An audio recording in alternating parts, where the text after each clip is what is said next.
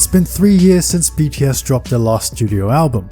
Coincidentally, I thought it would be a good time to definitively rank their title tracks from worst to best. Now, the idea really started when I was curating all of their MVs for the Evolution Of videos, where I was reminded of just how good their discography was.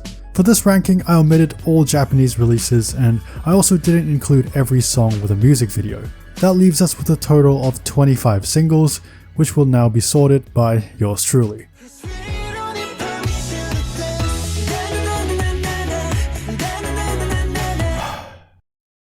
In last place is Permission to Dance.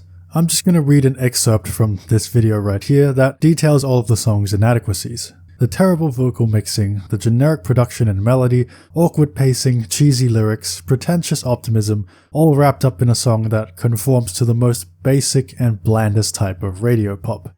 Enough said.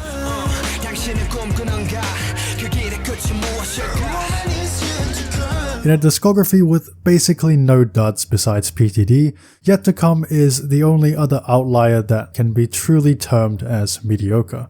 Upon release, I found it to be extremely forgettable, which is a pity since it's been proven that nostalgic fan service doesn't have to be all wistful and low-key. But instead of going out with a bang, this interlude in their career, if you will, just pleasantly wafts by.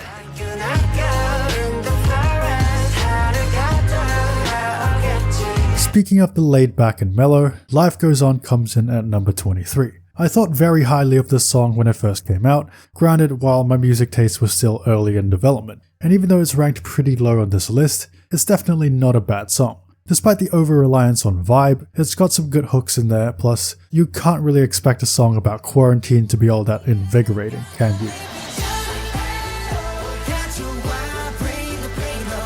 On the contrary, On plays much more like a fervent battle cry with a marching percussion and stirring vocal effects. However, looking back, the verses just don't seem very purposeful and are quite lackluster in comparison to the intensity that the chorus brings, although the overall ambition certainly doesn't go unrecognized.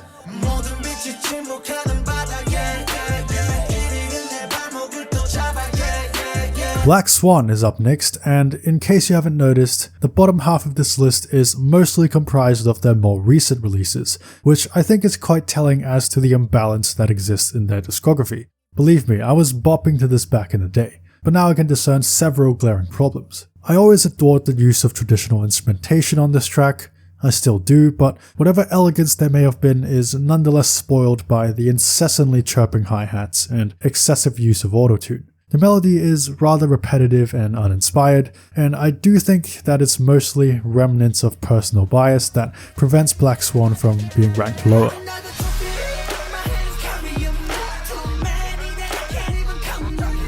J-Hope and Suga absolutely meant business on this song. The opening rap verse is a definite highlight for me. RM's one is a bit more goofy though. Anyways, Mic Drop is a high-energy hip-hop hype track, something that BTS should be no stranger to, except he is reimagined with more, shall I say, Western influences. It does the job, but is a far cry from what they're fully capable of.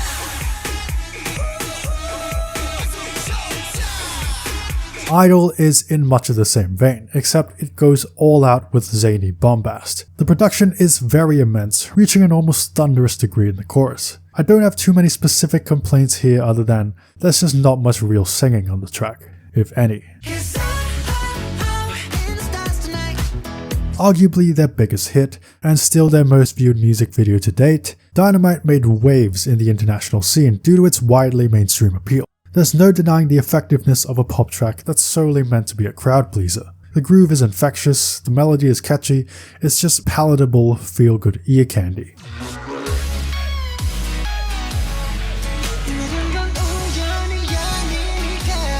Look, I've never been crazy about DNA, but in my opinion this song is a watershed moment in their career, which marks a transition of their sound to be more geared towards Western audiences. This is a practice that I'm generally not in favor of, since catering to the global market usually leads to a decline in the quality of music, as we can see here, where all but 3 of DNA's subsequent releases are ranked below it. However, the song itself is enjoyable enough. The whistle that opens the track is iconic, the guitar creates a satisfying blend along with the guy's vocal textures, although I'm really not a fan of the chorus.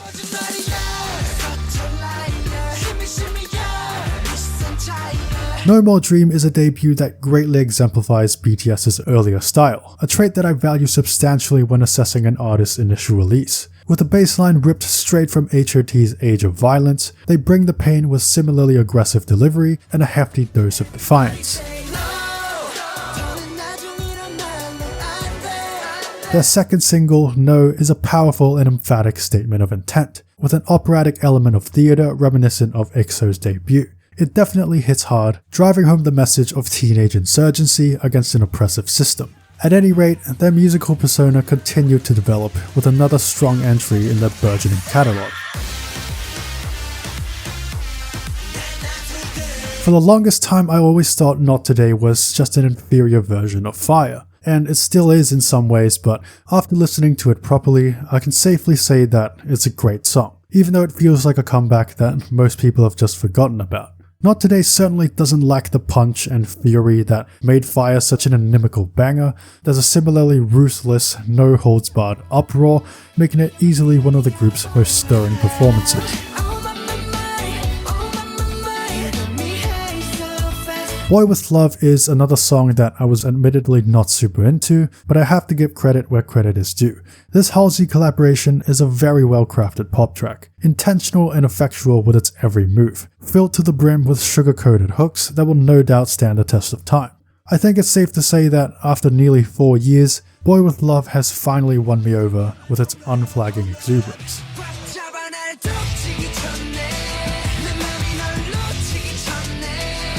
Next we have Boy in Love, not to be confused with Boy With Love. With their musical identity firmly established, BTS's grungy hip-hop sound just kept on getting better and better.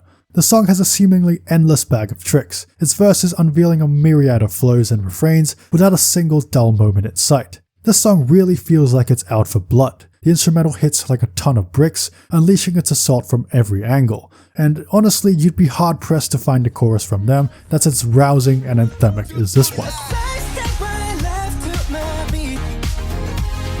A creme de la creme of their English trilogy. Butter is as suave and smooth as its name suggests, thanks to the incredibly sleek and glossy production. The vocals are crisp and clear instead of being warped beyond recognition. The payoff is genuinely satisfying with its vibrant explosion of funk and the splendid instrumental breakdown that follows. All things considered, it just feels like a more authentic, honest-to-goodness pop experience than, say, Dynamite.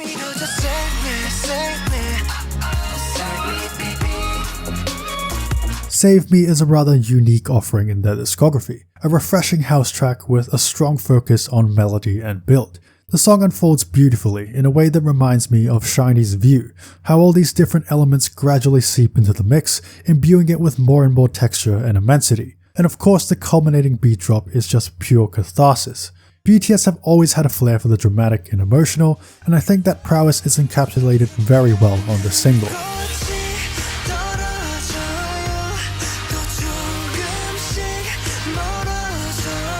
One of the greatest ballads of our time, Spring Day has touched many a soul with its pensive, electronically driven soundscape and poignant lyricism. It's difficult not to feel overwhelmed or at least be slightly moved by this song, whether it's by virtue of the members' heartfelt vocals or the wailing synth in the chorus that attacks like a crashing wave of melancholy.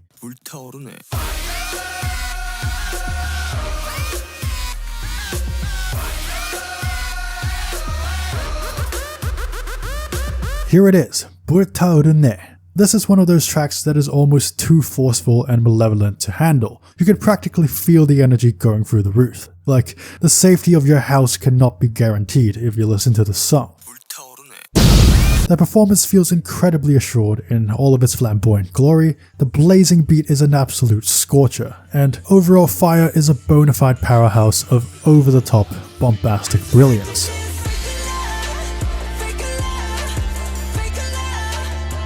This was my favorite BTS title track for a long time. When I was just getting into them in 2020, man, I was playing the shit out of Fake Love. This is easily one of the darkest singles they've made, with a melody that was molded from the depths of despair itself, channeled through the members' at times gut-wrenching performances, sounding as though they've experienced every form of pain known to man. The production is not overly complicated, yet conveys a world of emotion, outdone only by the song's sensational hook.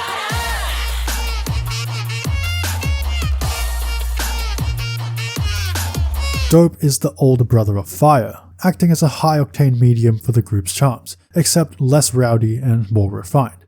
On second thought, that's not quite right. This song is rambunctious as hell. The guys really said go crazy, go stupid. The brass riff in the chorus is instantly recognizable, making what would otherwise be an overused musical element feel fresh and novel with its unbridled vehemence.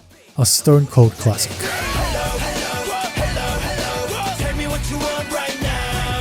The intro to this song is nothing but galvanizing, opening with a killer blend of unruly guitar, boisterous brass, and consummate turntablism, essentially announcing to the audience that shit's about to go down. Some of the rap line's best flows ever appear on this track, as it pelts you with a non-stop barrage of terrific hip-hop hooks. I also love how V's growl-esque delivery in the chorus is juxtaposed by Jin's amusingly soft tone. Everything about War of Hormone, from the choreography to the songwriting, is a raw and unadulterated portrayal of what BTS was all about in their early years.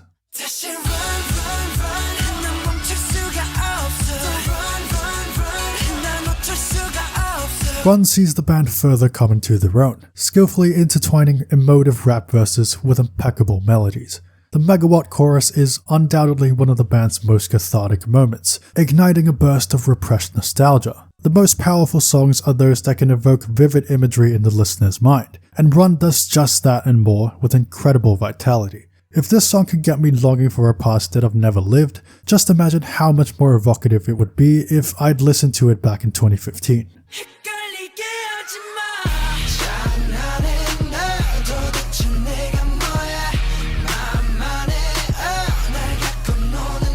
Much like War of Hormone, Danger is an electrifying amalgamation of rock and rap, serving as an immaculate distillation of the band's impressive capabilities. Every hook in this song is ridiculously solid. The backing track is unquestionably robust and riveting. Every aspect is flawlessly executed. Danger is merciless with its groove, taking no prisoners whatsoever, and never letting up on the explosive dynamism.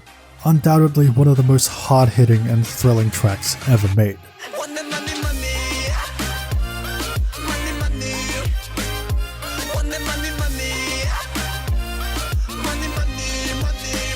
This song is just mythical. You know it's a different beast as soon as it starts, drawing us into its lush and exotic soundscape with a wash of synth that glistens like mist in the sunlight. That, in combination with Jimin and Jungkook's ethereal opener, forms the breathlessly palpable build that leads to, quite simply, one of the most legendary beat drops in K-pop history. Every element of Blood, Sweat and Tears feels so alive, like the track has a beating heart of its own, pumping its gorgeous vocals and wispy electronics through your veins. I can always appreciate a track that goes above and beyond with a larger-than-life cinematic vision, and Pitam Nunmul is about as grandiose as it gets.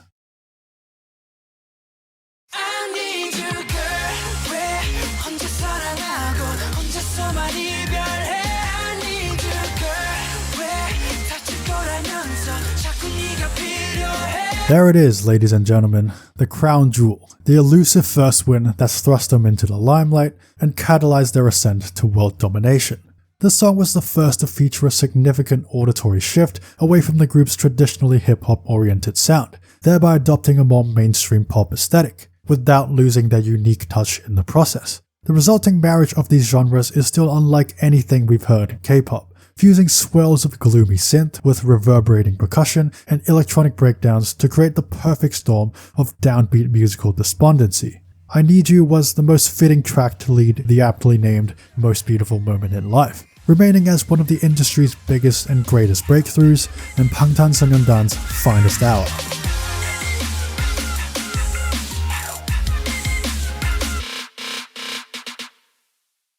And that will do it. Let me know what your favorite BTS title track is. For me, their material from 2014 to 2016 is still a high watermark that few can match, and I can say for certain that their meteoric rise to unparalleled fame was backed by a plentiful amount of incredible singles. If you enjoyed this video, make sure to hit like and subscribe to the channel for more great content. You can also check out my other rankings right here. Thanks for watching, and I'll see you later.